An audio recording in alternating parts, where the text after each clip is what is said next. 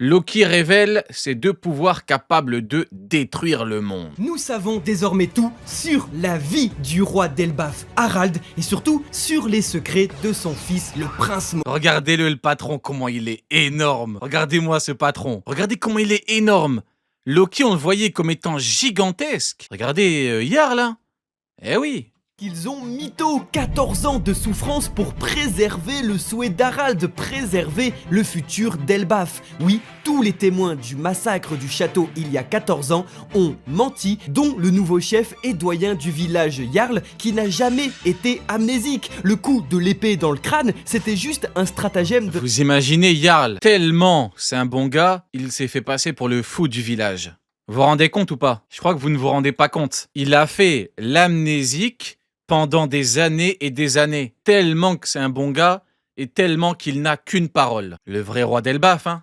La part d'Oda pour nous faire croire que l'ancien n'avait plus toute sa tête. Mais en réalité, il n'a fait que backup Loki durant toutes ces années. Rappelez-vous, au chapitre 1130, nous apprenions qu'il y a 6 ans, le prince maudit avait été condamné à mort par Quel bon acteur, hein. crucifixion pour patricide. Mais aujourd'hui, on apprend que c'est Jarl en personne qui lui a justement sauvé la vie en l'épargnant. Donc aujourd'hui, Jarl est le goth, il est au courant de tout et il est surtout la cible première de Ymund. Et voilà, je vous l'avais dit les mecs, hein. Qui a eu la vision en premier sur le véritable roi d'Elbaf? Je vous l'ai dit les mecs, il y a un taf de ouf de la part d'Oda sur Jarl. On dirait pas, mais c'est lui qui dirige Elbaf, c'est lui le patron. C'est lui le papa, c'est lui que les plus grands respectent. C'est simple. Loki respecte Jarl. Loki le voit comme son grand. C'est son grand, c'est le patron les mecs, c'est le boss. Rona pour prendre le contrôle d'Elbaf. Alors jusqu'au bout, il ne serait pas étonnant de le voir emporter Sale chien de Harald, t'as failli le tuer. le Bah, c'est Ymou. Vas-y, je vais rien dire, c'est Ymou. Non, n'exagérons pas, un peu de bonne foi. Dans ce monde de mauvaise foi, ayons un petit peu de bonne foi. secret dans sa tombe en se sacrifiant héroïquement pour son pays. Comme Ajroudin lui est très souvent en mer, la communication entre les deux frères était très difficile. Mais aujourd'hui, tout est expliqué et surtout tout est pardonné. Après 14 ans d'injustice, l'image Ah, le retour de la bête, quoi. Le retour du démon. Le retour du diable. Dites à Ymou de se préparer, il arrive. de Loki va être redorée. Et quoi de mieux pour le faire que de tabasser les chevaliers divins, les véritables assassins du roi Harald, comme le dit si bien Scooper Gaban. Clairement, l'auteur va jouer sur la forme pour justifier son fond, parce que bah nous ça fait 6 mois, du coup on se dit frérot, après tout ce que t'as balancé, je te le conçois, tu mérites d'être libéré. Mais dans la temporalité de la diégèse, hein, dans le temps même de l'œuvre, ça a duré 5 minutes, 5 petites minutes pour excuser tout ça. Je trouve que ça aurait été bien par exemple de voir les deux frères se battre, de voir ces deux grosses montagnes se battre, deux gros géants, ça aurait rappelé Dori et Broggy, mais bon, pour les lecteurs, ça aurait semblé très long, parce qu'on aurait dit frérot, libère ton pote. Non, nous on a envie d'avancer dans l'histoire. Mais alors, comment est-ce que on quitte le grand flashback du roi Harald? Bah, Le grand flashback du roi Harald, ce petit géant. C'est ça. Le flashback était grand, mais lui était vraiment tout petit. Cet être est méprisable. D'ailleurs, je le méprise.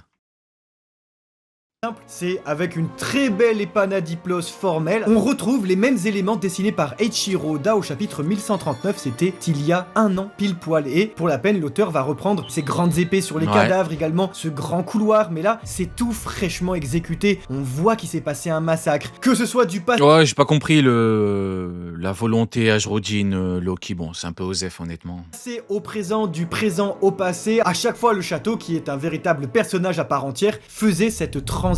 Mais alors, ça y est, le roi Harald... Putain, enfin, regardez-le. Quelle image satisfaisante. Franchement, je suis bien content d'avoir eu la pause. Enfin, je suis bien content, n'exagérons pas. Je comprends la pause et ça ne me fait rien si en retour, j'ai eu droit à cette magnifique image. C'est de l'art. est mort, on lui met Ce sera mon prochain fond d'écran. sa petite cape comme ça par respect, Loki est tout tristoun, et puis surtout, le flashback se clôt alors lorsque Loki, et d'ailleurs quelques survivants, décident de partir en... Non, c'est pas triste. Abuse, non, c'est triste. Non, c'est triste pour Loki, pas pour Harald. Que Harald crève en enfer. Mais c'est triste que pour Loki. Harald, waouh. Ah non, c'est mon prochain fond d'écran, je vous mens pas. Le seul problème, ce qui me fait chier, c'est qu'actuellement, en fond d'écran, j'ai l'équipage des Rocks. Donc en fait, ça me ferait chier de le changer. Mais vas-y, je vais le faire, l'image est trop ouf. En mer pour aller dégommer le gouvernement mondial. Réaction, je trouve, quelque peu honnête, mais très intéressant de voir la réaction de Shanks le Roux, Et qui, Gaban. on le sait, 8 ans Et Gaban, pareil, il fait la même tête. plus tard, va arrêter Loki en mer, et c'est comme ça qu'il deviendra sans doute empereur à son Mais comment ça t'as le cœur noir? Vous êtes pas content, vous, de voir Harald inerte? C'est moi, je suis fou ou... Je suis pas fou. Vous aussi, vous êtes content. Pas un truc insensé, ce que je dis, tour, et Loki sera donc enchaîné à l'arbre d'Adam. Est-ce que on verra ça lors du flashback de Shanks le Roux dans environ 50 piges, ou est-ce qu'on le verra à la fin d'Elbaf pour la continuité de l'arc de Loki, qui a encore bien des choses à nous dévoiler, ne serait-ce que son mariage avec Lola, fille de l'impératrice Charlotte Linlin. Et c'est justement à Je te trouve malhonnête dans ta position avec Harald. Comment ça, tu me trouves malhonnête avec Harald? T'es fou, quoi. Donc, vous, ça ne vous fait pas plaisir de voir Harald inerte au sol. C'est peut-être moi, je suis fou, les mecs. Yanis ou Vaudi. Yanis le fou du bus. récente dans One Piece, en tout cas c'est la révélation du chapitre, la perte d'un chevalier divin affecte directement Imunerona. おい、何の用だガーリング。私が科学防衛武神を担う。世界は Le monde va s'agiter, c'est maintenant ou jamais. 乱世になるだろう。 Ah oui, les mecs. 共に世界を良くしよう。同性たちよ。 On s'en doutait lorsque Imunerona, grâce à ses pactes, donnait une partie de ses pouvoirs et de son immortalité avec des individus, créant les chevaliers divins, elle donnait bel et bien une partie d'elle-même. Et c'est la théorie des Horcruxes qu'on vous partageait il y a de cela. Ouais, donc il va falloir péter la gueule de tous les chevaliers. Et Imu est effrayé à l'idée que tous les chevaliers se fassent exterminer. Donc en fait, à Elbaf, on ne peut pas avoir un rassemblement de chevaliers. Et ouais. Plusieurs mois Attends, mais du coup... Ah mais ouais, mais quand Xebec a fumé Garling à God Valley, Imu a eu mal. Ah mais ouais, maintenant que j'y pense. Quand Xebec a tarté, il y avait même un autre chevalier avec. Donc quand Xebec a fumé les deux chevaliers, Xebec a fait faire caca culotte à Imu, et ouais. Imunerona, cette entité, cette ombre dont il ne faut absolument pas prononcer le nom, ce tabou, tout comme Voldemort dans Harry Potter, serait elle aussi invulnérable tant que l'on se débarrasse pas de ses réceptacles. Ici, non pas d'objets, mais bien de ses chevaliers. Non, parce qu'il est pas mort. Ah, pour vous, il faut obligatoirement tuer. Ah putain, Xebec aurait dû le buter, hein. Quel dommage. Mais pourtant, il avait normalement la puissance pour le détruire. Il a été trop gentil, il a épargné. Hein. Il aurait dû le buter, il aurait dû lui couper la tête, continuer à couper jusqu'à ce qu'il crève en enfer. Hein. Quel dommage. Ou au moins tuer l'autre, là. Celle qui est avec lui. Divin. Ainsi, pour la toute première fois, Même Xebec n'arrive pas à éliminer un chevalier divin. Attends. Tu crois qu'il y a un monde où Xebec n'avait pas la puissance pour exterminer un chevalier? Ah ouais, là, va falloir avoir une vraie discussion, là. Non, je préfère croire qu'il a épargné. Je préfère croire qu'il a épargné parce que sinon c'est trop une dinguerie. Mais non, si on sait dire que Xebec il est pas si chaud que ça. Ah bah non, bah du coup il est pas si chaud que ça, Xebec. Ah bah non, je suis désolé. Si Xebec n'y arrive pas et qu'il faut obligatoirement être plus fort que Xebec, tu vas pas me dire que c'est Loki qui va faire le taf. Ah non.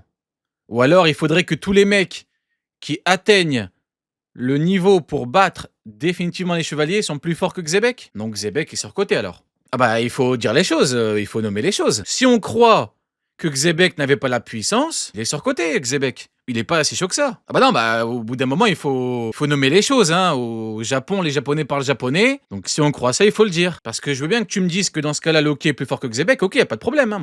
Aucun problème, c'est mon gars Loki. Mais ça veut dire qu'il est pas si chaud que ça, Xebec. Pour éliminer un chevalier, il faut un pouvoir spécial, même Roger Prime n'a pas réussi pourtant à les affronter. Mais est-ce que Roger Prime voulait les tuer définitivement? Tu sais, il a dit quoi, Gaban? Il a dit bon, on les renvoyait, on les dégageait, quoi. Est-ce qu'il y avait volonté de les tuer de façon définitive? C'est une dinguerie, sinon, Xebec. Attends, mais donc Roger Prime, il avait pas la puissance pour... Ah, moi, j'y crois pas. Non, moi, j'y crois pas une seconde. du manga, elle Non, je crois pas que... Vous savez, c'est quoi? En fait, pour moi, c'est le même débat que les épées noires. Est-ce que Roger et Xebec ou Barbe Blanche n'ont pas été capables de rendre leurs épées noires? Ou n'ont-ils pas fait ce qu'il fallait pour? Il y a une nuance importante. Vous voyez? C'est pas pareil. Épée noire, donc quoi, Barbe Blanche Prime n'a jamais pu rendre son épée noire? Moi, je pense que c'est une question de volonté. Le montre, la perte d'un chevalier divin qui partageait donc une partie d'elle-même l'atteint physiquement. Elle en souffre et, elle le dit, elle n'a pas envie de renvoyer d'autres chevaliers divins sur place Ah ouais, Imo avait peur que les chevaliers se fassent fumer, quoi. par crainte de recevoir plus de dommages, parce que elle ne savait pas que jusque-là, c'était possible de tuer un chevalier divin. Certains diront que c'est très irréfléchi de la part de Bah pourquoi Roger ne voulait pas les tuer? Bah tu sais, tu tues pas forcément tes ennemis, hein. Tu les tues pas forcément tes ennemis. Tout le monde ne tue pas tous les ennemis qu'ils combattent. Luffy, il tue beaucoup de gens, Luffy. Il tue pas beaucoup de gens, Luffy. Zoro, il tue beaucoup de gens. Sanji, il tue beaucoup de gens. Tu ne tues pas toujours tes ennemis, hein. Ouais, les chevaliers, c'est des merdes. Tous les mecs que Luffy n'a pas tués, c'était pas des merdes. C'est pas des merdes, hein, ces mecs-là. Hein. Enfin, c'est pas des merdes, c'est des merdes. Au contraire, ce sont de grosses merdes. C'est pareil, tu ne tues pas forcément, quoi. Imunerona, de séparer autant ses pouvoirs, de devenir aussi vulnérable en se divisant. Eh bien non, car jusque-là, personne n'avait trouvé le moyen de vaincre cette immortalité. Imunerona n'avait donc pas de souci à se faire, vu que personne ne... Roger qui massacrait l'équipage d'Esquardo. Ouais, mais c'est pas parce que t'as tué Jean que tu dois forcément tuer Paul. Est-ce que t'as le contexte du truc avec l'équipage d'Esquardo? Est-ce que t'as le contexte, les confrontations avec les chevaliers? C'est pas parce que un mec a tué un autre mec ou un groupe qu'il est condamné narrativement, scénaristiquement. T'appelles ça comme tu veux dans un manga, tuer tout le monde. Enfin, peut-être c'est moi je suis fou, mais c'est pas parce que tu tues quelqu'un que tu vas forcément tuer tous les autres mecs qui viendront après. C'est ma façon de voir les choses. pouvait la vaincre. Mais ça, c'était jusqu'à Loki. Si Goldie Roger et Monkey D. Garp sur God Valley avaient réussi à venir à bout de Rox d'Ishebek sous Domi Reversi, ce dernier n'était cependant pas un chevalier divin. Il n'était Et donc surtout qu'il est pas mort, Xebec. Ils ont tout donné, mais il est pas mort. Après, c'est pas pareil. Il était en Domi, l'autre, c'était un chevalier. Roger et Garp, ils ont tout mis, et à la fin, il était conscient, Xebec. Mais bon, c'est vrai que c'est pas pareil. Ça, le bordel. T'as le Domi, t'as le boost de Imu, t'as 8000 marques. Le délire autour de Imu, c'est une dinguerie. pas lié à Imu et donc ne fait pas du tout souffrir Imunerona. Comme lorsque le roi du monde décide de se débarrasser de Saint Gigarcia Saturne, il le remplace en réalité par un autre doyen, Saint Garling Figerland. Lorsque c'est son choix, cela ne l'embête pas. Mais ici, Harald est bel et bien mort et avec lui une partie du diable. Tout naturellement, il est donc légitime de se demander... Ah ouais, donc Imu doit paniquer à l'idée de perdre tout le monde. Hein. Eh mais ouais, vous vous rappelez quand je parlais du fait que tu ne peux pas annexer les territoires Yonko comme tu veux, malgré le fait que tu sois le diable? Eh ben en fait, on a la réponse. Imu envoie les chevaliers. Déjà les chevaliers, bonne chance pour abattre Jack, Queen et King. Mais pire, t'as Kaido qui enchaîne les home runs. T'as Kaido qui enchaîne les one-shots. On va dire les trois autres, ils ont pas d'acquis des rois, d'accord, mais essaye de les abattre. Summers, essaye de battre King, Queen ou Jack. T'as Kaido, il va enchaîner les home runs, et ben le diable va crever. Si pour vaincre Imunerona... Attends. Si on me dit que même Xebec et Roger Prime ne sont pas capables, donc quoi, Kaido il est incapable de le faire? Donc Kaido est incapable de tuer Summers. Il en est incapable. Mais donc Imu peut prendre tous les territoires Yonko quand Imu le veut. Non, il y a un problème les mecs, je suis désolé, il y a un problème. Non, évidemment qu'il y a un problème dans votre calcul. Donc Imu peut prendre les territoires Yonko quand Imu le veut. Tu vas chez Big Mom, t'enchaînes chez Kaido. Non, j'y crois pas une seconde, les mecs. Pourquoi les doyens disent est-ce que ça vaut le coup d'énerver Kaido? Parce que Kaido, il va t'en mettre une, pas deux, tu vas mourir. Et le diable va se chier dessus. Il peut les mettre hors de combat. Ah! Donc les mettre hors de combat? Mais donc il sert à quoi le truc de fin alors? Ça revient au même. Tu les mets hors de combat. Mais donc ça sous-entend que Loki, en fait, il pouvait mettre hors de combat le daron, mais il l'a tué. Alors qu'il était pas obligé. Il aurait dû ne pas le tuer, le mettre hors de combat, comme Gaban l'avait dit en fait. Ah, moi j'y crois pas une seconde. Ou alors c'est une question d'artefact. Il faudrait un truc à la Ragnir. Il faudrait un truc élémentaire avec la foudre. Il y a un truc qui me gêne dans le calcul, et je vous jure que ça me gêne. Il ne faut pas vaincre avant ces 13 réceptacles, les 5 vieilles étoiles, membres du Gorosei, et les 8 chevaliers divins. Lorsque eux seront battus, Imu Nerona sera, pour la toute première fois de son existence, vulnérable. Ce Tiens type. donc, est-ce que Eiichiro Oda se serait mis lui-même dans un étau, se forçant à devoir tuer 13 personnages dans One Ah bah là, pour le coup, va falloir les fumer. Piece? Puisque, en réalité, Imu le dit à elle-même, elle pensait que personne ne pourrait vaincre Harald. Première occasion de maxer comme pas possible Ragnir, Loki. notre gars l'écureuil de Strongest. À juste titre, on y reviendra dans cette review pour ses pouvoirs en fin de chapitre, mais surtout l'occasion de faire des prochains ennemis de Luffy des personnes à éliminer. Tuer ou presque, parce que ici c'est la même chose avec Gunko. Et comme on sait qu'on ne tue pas les waifus et que Eiichiro Oda met un point d'honneur à ne pas tuer ses antagonistes mais bien à écraser leurs rêves, est ce que, une nouvelle fois, Monkey D. Luffy ne va pas devoir trouver un moyen, grâce à ses pouvoirs, grâce à sa lumière, de détacher les chevaliers divins de l'emprise de Imu, tout en blessant cette dernière et en épargnant les chevaliers. On l'a bien vu, grâce à Brook, Gunko, pendant quelques secondes, a retrouvé son humanité, s'est détaché d'Imu Nerona. Alors, si elle l'a fait grâce à quelqu'un...